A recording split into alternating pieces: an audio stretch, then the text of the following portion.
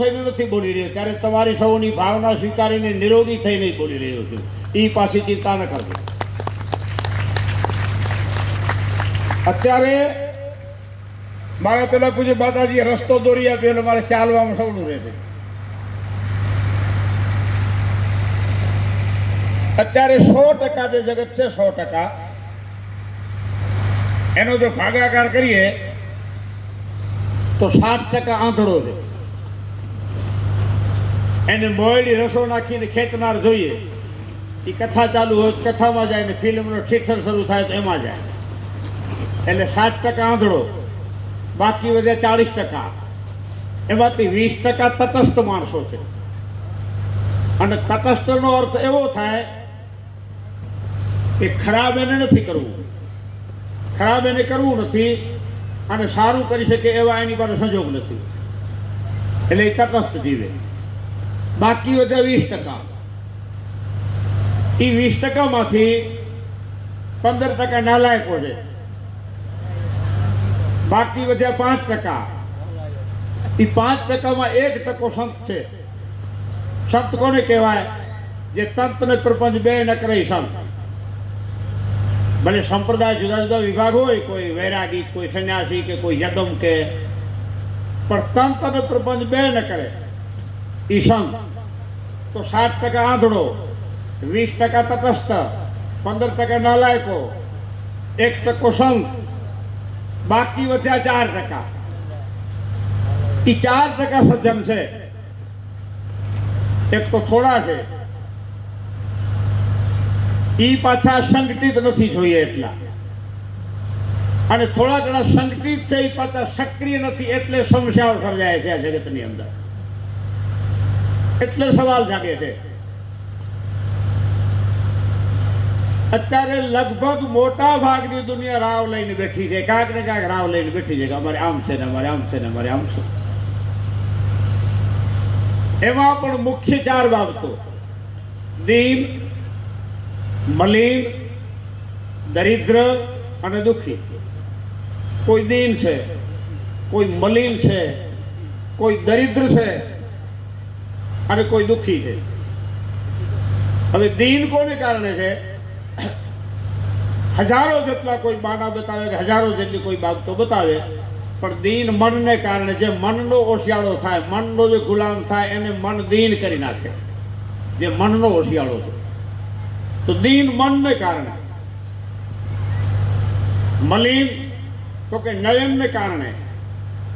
જેની દૃષ્ટિ શુદ્ધ એની અંદર મલિનતા આવે જ નહીં. બાકી જેની દૃષ્ટિ બગડે એની અંદર મલિનતા પ્રવેશે, અને મલિનતા પ્રવેશે એનો બગડતા બગડતા એક આખો ભાવ બગડી જાય, આખી જિંદગી બગડી જાય.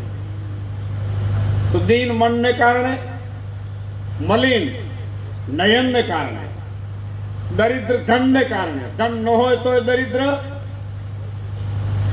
અને કરોડો રૂપિયા હોય છતાં મનથી જે દરિદ્ર છે એને ક્યારેય પૂરું થાય એમ નથી, એટલે એ દરિદ્ર છે. કે 10 20 50 ભજે તો હોય હજાર લાખ बगेगी, कोटि अरब खरब असंख्य पृथ्वीपति होने की चाह जगेगी, स्वर्ग पताल को राज मिले तेरी तो तृष्णा अति आग लगेगी, अब सुंदर एक सतोष बिना सते तेरी तो भूख कदीर भगेगी. 10 कमातो એને 20, 20 વાળાને 100, 100 વાળાને 1000, 1000 વાળાને લાખ, લાખ વાળાને કરોડ, પછી અરબ, ખરબ, સંઘ, અસંઘ, નીલ, મહાનીલ, પદમ, મહાપદમ, શંકુ, મહાશંકુ. એ સ્વર્ગ પાતાળ કદાચ રાજ મિલે, મળી જાય, પણ બળતી અગ્નિમાં કોઈ વધારે બળતણ નાખે, જેમ આગ વધે એમ મમતા અને તૃષ્ણા વધતી જાય. સંતોષ વગર શાંતિ મળે એમ નથી. કોઈ ધંધામાં અસંતોષ રાખે તો વાંધો નથી, પુરુષાર્થમાં કોઈ અસંતોષ રાખે તો ઘરનો કે કુટુંબનો કે સમાજનો કે દેશનો કે વિકાસ થાય, પણ મળ્યું છે એમાં સંતોષ જોઈશે, નહીંતર એને શાંતિ નહીં આપી શકે.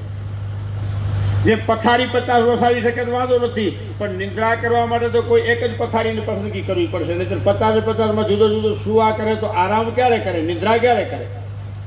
તો દીન મનને કારણે, મલિન નયનને કારણે, દરિદ્ર ધનને કારણે અને દુઃખી તનને કારણે. તન એટલે કે શરીરને કારણે. શરીરને વધારે જમાડો તો દુઃખી કરે, અને વધારે ભૂખે મારો તો દુઃખી કરે. એને કાંઈ પણ કામ ન કરાવો તોય બગડી જાય, અને મર્યાદા બહાર કરાવો તોય પણ બગડી જાય, એને મેળસર ચલાવવો પડે, નહીં કરી દુઃખી કરે. તો 4 રાવ લઈને આખી જે દુનિયા બેઠી છે એ બધાનો બીજો કોઈ ઉપાય શું છે? તો અત્યારે આપણે જે પટાંગણમાં બેઠા છીએ, ભગવતીનું સાનિધ્ય છે, જગદંબાનું સાનિધ્ય છે, અને એક પ્રતીક તરીકે કમિયાઈમાં મંદિરમાં બેઠા છે, પણ વ્યાપક તત્વ તરીકે મારીને તમારી પાસે 14 બ્રહ્માંડમાં પૂરેપૂરા વ્યાપક છે. જેની જેવી ભાવના, જેની જેવી નિષ્ઠા, અને નિષ્ઠા મજબૂત થાય તો ગમે ત્યાંથી નીકળી શકે એમ છે. મૂળુભાની ભાવનાને ધન્યવાદ સાથે વંદન કરું છું કે કેટલી વખત કામે માતાએ પગે ગયા છે. ત્રીજી વાર આ કથા બેસાડી છે, અને માતાજી માટે કાંઈક કરી ચૂકવું એવું તો 2 વાર 3 વાર નહીં, હજારો વાર વિચારી ચૂક્યા છે, અને પોતે 3 વાર કે 4 વાર કામેમાં ગયા છે. પણ હું વિશ્વાસ સાથે કહું છું કે એમની કૃપા દૃષ્ટિ એટલી છે કે અનેક વાર મૂળુ બાપાના હૃદયમાં આવી અને શુભ વિચારોને ખૂબ ઉત્તેજન આપ્યું છે, શુભ વિચારોને ખૂબ બળમાં લીધું છે. માતાજીઓને વંદન સાથે બાઈ, માતાજી અને આઈમાં એ 3 શબ્દો વચ્ચે ફરક શું? આપણે બધામાં ભગવતીનો ભાવ ધારણ કરીને વંદન કરીએ છીએ, પણ બાઈ, માતાજી અને આઈમાં ફસે અથવા ફસાવે એને બાઈ કહેવાય, ન ફસાય એને માતાજી કહેવાય, અને કદાચ કોઈ ફસાણો હોય તો એનો ઉદ્ધાર કરી શકે એને આઈમાં કહેવાય. પછી એના લગ્ન થયેલા હોય કે લગ્ન થયેલા ન હોય એની સાથે સંબંધ નથી. જેમ કમળ